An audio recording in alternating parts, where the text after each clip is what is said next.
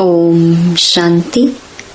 11 जुलाई 2026। बाबा के महावाक्य।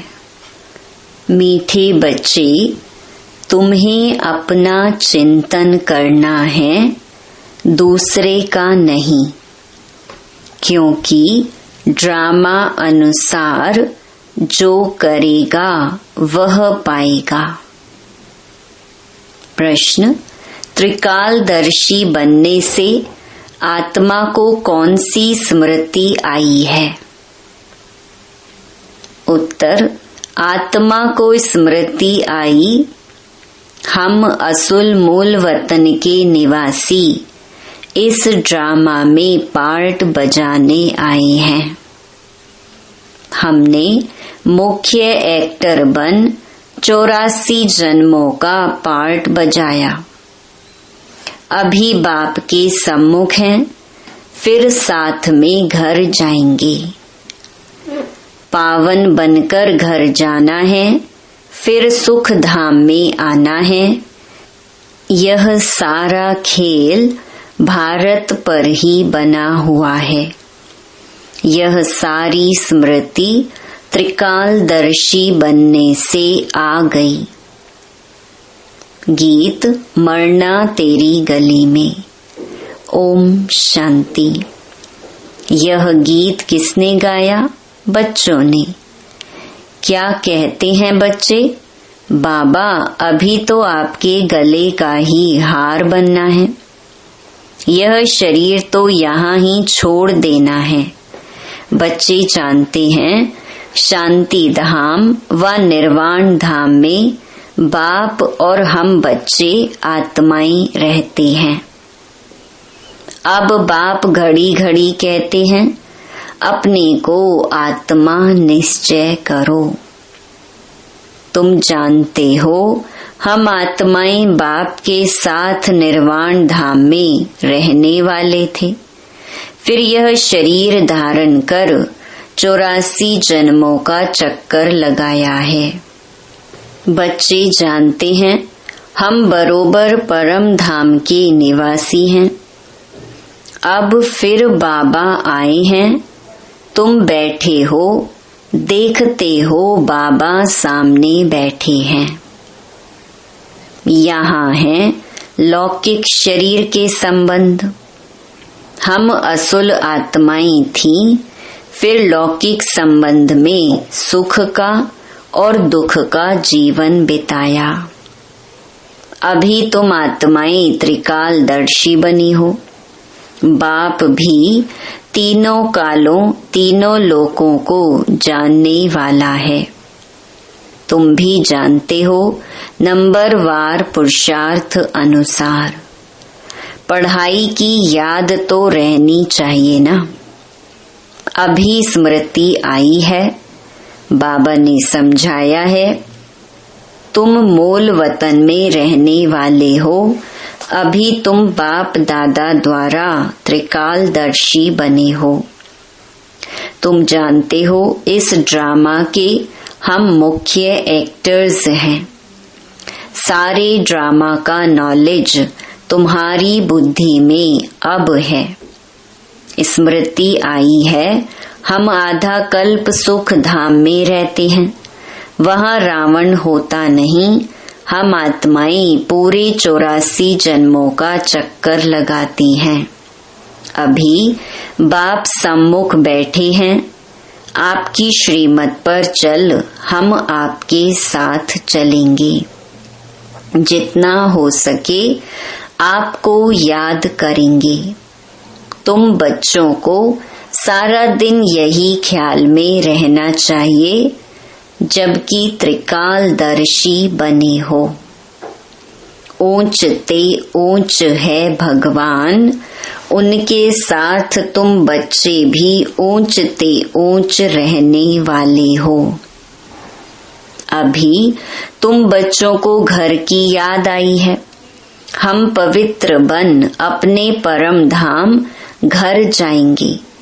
बाप शिव की पूजा होती है तो सालीग्रामों की भी पूजा होती है।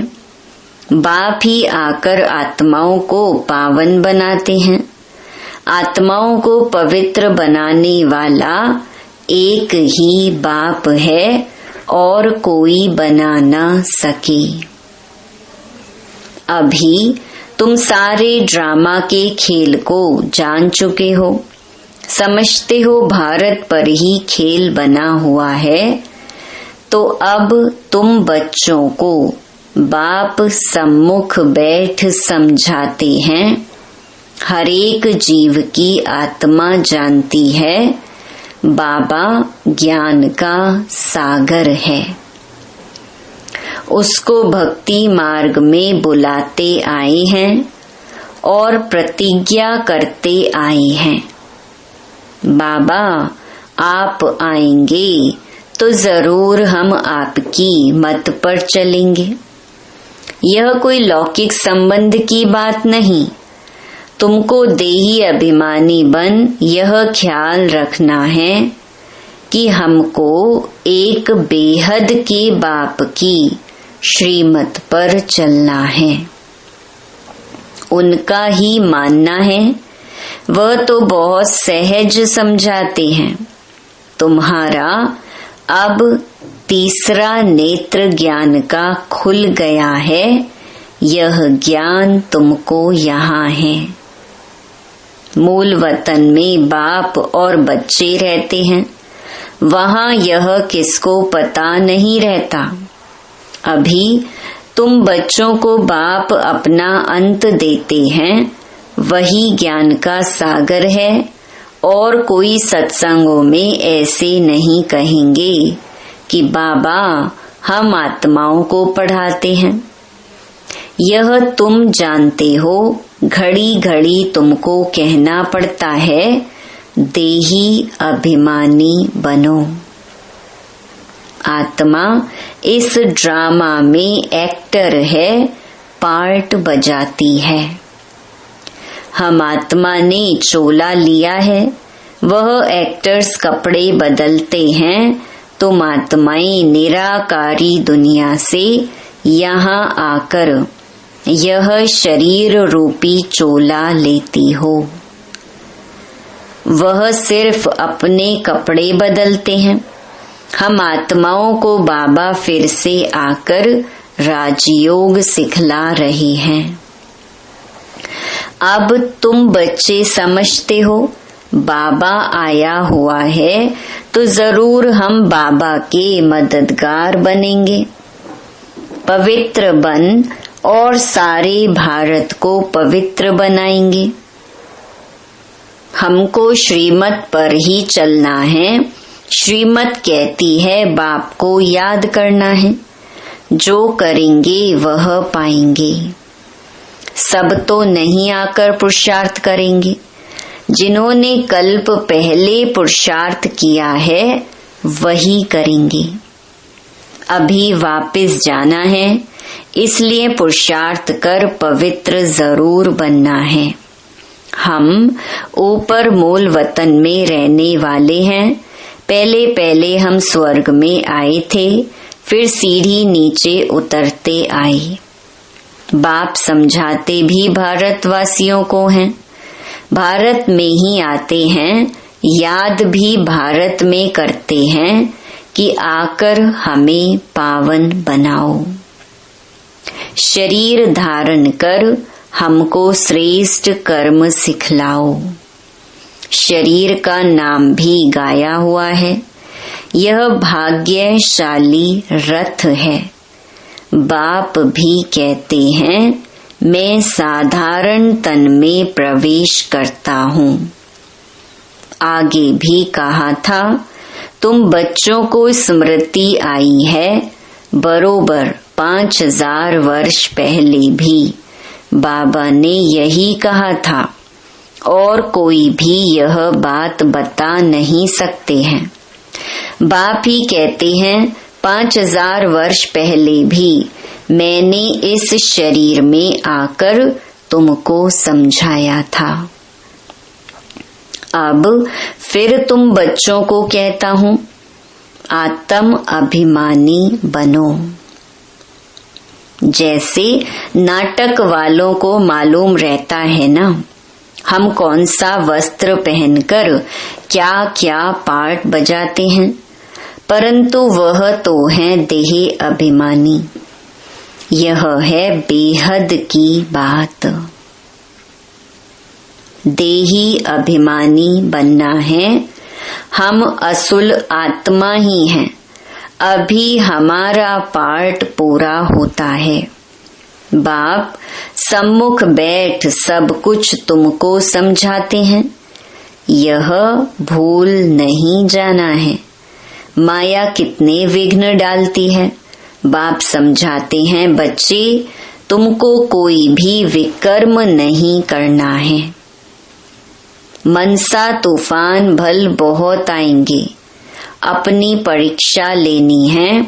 हमारी कर्मेंद्रियां चलायमान तो नहीं होती हैं।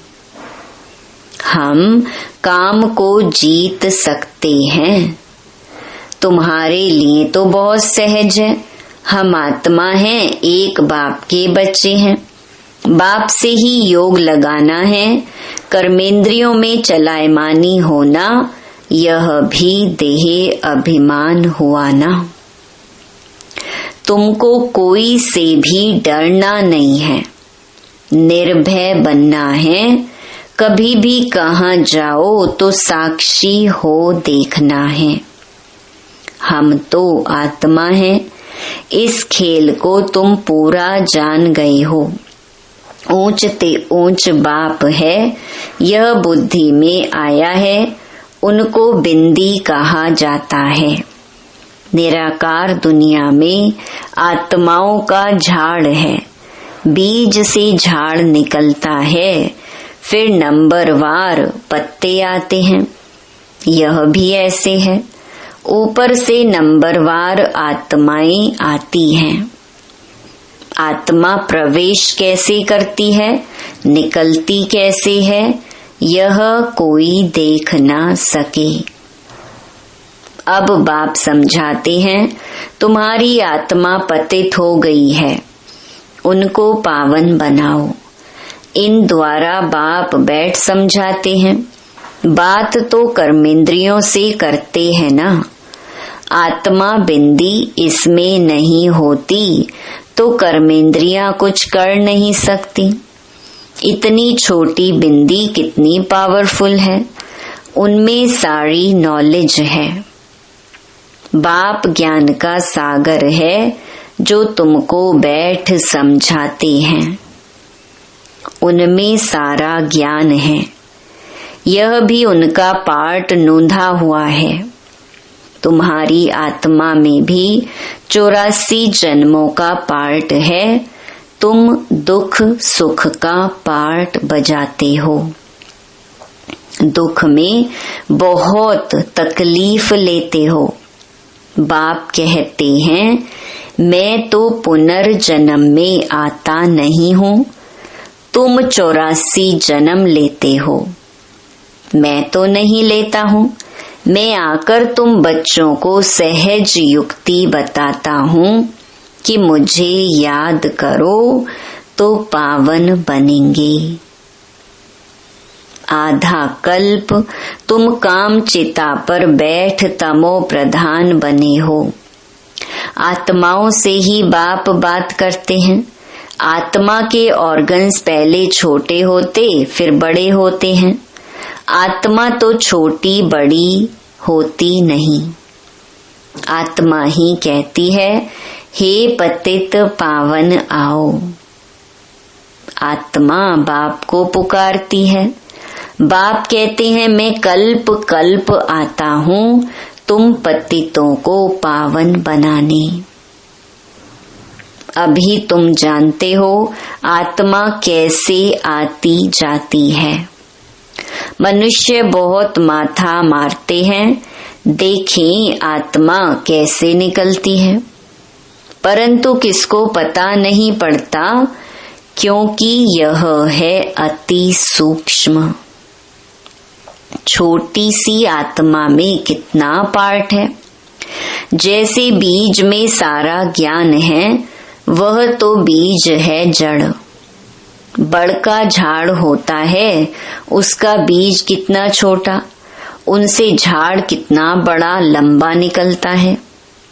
कलकत्ते वाला बड़का झाड़ कईयों ने देखा होगा, बहुत बड़ा झाड़ है। अब उनका फाउंडेशन सारा सड़ गया है, बाकी झाड़ खड़ा है। यह भी ऐसे है। देवता धर्म का फाउंडेशन है नहीं। झाड़ की भी अब जर्जरीभूत अवस्था है, यह भी तुम जानते हो। तब तो गवर्नमेंट को भी कहते हो कि हम इतने समय में दुनिया को पावन बनाकर दिखाएंगे। मनुष्य इन बातों को समझते नहीं। तुमको तो निश्चय है कि हम इस भारत को श्रेष्ठाचारी जरूर बनाएंगे। तब तो भ्रष्टाचारी दुनिया का विनाश होगा। यह जो चाहते हैं शांति हो जाए, आत्मा पाठ बजाते बजाते थक गई है, इसीलिए पुकारती है, हे शांति देवा। यह थोड़े ही समझते हैं आत्मा शांत स्वरूप है, परंतु यहाँ आत्मा को कर्मेंद्रियों द्वारा कर्म तो जरूर करना ही है। शांति दो कहते हैं, यह किसको पता नहीं है कि शांति धाम अलग है, सुख धाम अलग है। सुख धाम में बहुत थोड़े मनुष्य होते हैं, वह है ही पवित्र दुनिया। वहाँ शांति तो कोई मांगते नहीं, कर्म तो वहाँ भी करते हैं, परंतु वहाँ अशांति नहीं होती। जीवन मुक्ति धाम अथवा शांति धाम दोनों अलग हैं। सतयुग में जीव आत्माओं को सुख भी है तो शांति भी है, एवर हेल्दी वेल्दी रहते हैं। अभी तुम जानते हो स्वर्ग किसको कहते हैं। दुनिया में यह भी किसको पता नहीं है कि स्वर्ग क्या है। यह लक्ष्मी नारायण बच्चे हैं ना, इन बच्चों को भी सुख किसने दिया? कोई तो सुख देने वाला है ना। क्या इन्हों का फिर राज्य आने वाला है? स्वर्ग जरूर फिर रिपीट होगा। स्वर्ग में जब होंगे तो वहाँ ऐसे नहीं कहेंगे कि नर्क फिर से रिपीट करेंगे। अभी कहते हो पवित्रता, सुख, शांति की नई दुनिया फिर से रिपीट होगी। यह तो पुरानी दुनिया दुख धाम है। इनको आयरन एज कहा जाता है। नई दुनिया भी तो थी ना, उनको स्वर्ग कहते हैं। यह ज्ञान तुम्हारी बुद्धि में ठहरा हुआ है। बरोबर हम फिर से देवी देवता बन रहे हैं। तुम्हारी एम ऑब्जेक्ट ही यह है। हम फिर से स्वर्ग की बादशाही लेते हैं, बेहद के बाप से वर्षा जरूर पाएंगे। यह अच्छी रीति याद करना है। हम आत्माएं वहाँ रहती हैं, फिर हम यहाँ आए हैं पाठ बजाने। अब स्मृति मिली है 84 जन्म कैसे लेते हैं। बाप समझाते भी तुम ब्रह्मा मुख वंशावली ब्राह्मणों को हैं। ब्राह्मण बनने बिगर, प्रजापिता ब्रह्मा का बच्चा बनने बिगर शिव बाबा से वर्षा कैसे लेंगे? प्रजापिता ब्रह्मा तो मशहूर है ना। ब्रह्मा द्वारा नई दुनिया की स्थापना करते हैं तो नई दुनिया का राज्य भी जरूर उन्हों को मिला होगा। 5000 वर्ष पहले भी ब्रह्मा द्वारा विष्णुपुरी की स्थापना की थी। अब फिर रिपीट होगा। उसके लिए तुम तैयारी कर रहे हो। कई बच्चे पूछते हैं, ड्रामा को बड़ा माने व पुरुषार्थ को बड़ा माने? समझाया जाता है पुरुषार्थ तो जरूर करना ही है। पुरुषार्थ बिगर प्रारब्ध कैसे मिलेगी? पूरा पुरुषार्थ करना है। कोई अच्छी रीति पुरुषार्थ करते हैं तो समझाया जाता है ड्रामा अनुसार इनका पुरुषार्थ अच्छा चलता है, पद भी अच्छा पाएंगे। उनका पुरुषार्थ बहुत तीव्र चलता है, फिर चलते चलते कोई का कम पद भी हो जाता है। ब्राह्मणियां जानती हैं, ब्राह्मणियों के पास आने वाले भी जानते हैं फलाना बहुत अच्छा चलता था, आजकल आते नहीं हैं। कहते हैं हमारी बुद्धि में पता नहीं क्यों नहीं बैठता है, बाबा को हम याद ही नहीं कर सकते हैं, बस हम नहीं चल सकेंगे, बड़ी मंजिल है, ऐसे ऐसे लिख देते हैं। मूल बात है ही निर्विकारी बनना। विकारों को छोड़ना बड़ा मुश्किल है। तुम जानते हो ड्रामा अनुसार कल्प पहले मिसल इनकी ऐसी अवस्था चली आ रही है। अच्छा, मीठे मीठे सिकी लधे बच्चों प्रति मात पिता बाप दादा का याद प्यार और गुड मॉर्निंग। रूहानी बाप की रूहानी बच्चों को नमस्ते। धारणा के लिए मुख्य सार। पहला, इस बेहद के खेल को साक्षी हो देखना है। कोई से भी डरना नहीं है। निर्भय बनने के लिए मैं आत्मा हूँ, यह पाठ पक्का करना है। दूसरा, अपनी जांच करके स्वयं की परीक्षा लेनी है कि कोई भी कर्मेंद्रिय चलायमान तो नहीं होती है। काम विकार पर विजय पाई है। देही अभिमानी कहाँ तक बने हैं। वरदान, एक बाप की स्मृति से सच्चे सुहाग का अनुभव करने वाले भाग्यवान आत्मा भव। जो किसी भी आत्मा के बोल सुनते हुए नहीं सुनते, किसी अन्य आत्मा की स्मृति संकल्प व स्वप्न में भी नहीं लाते, अर्थात किसी भी देहधारी के झुकाव में नहीं आते।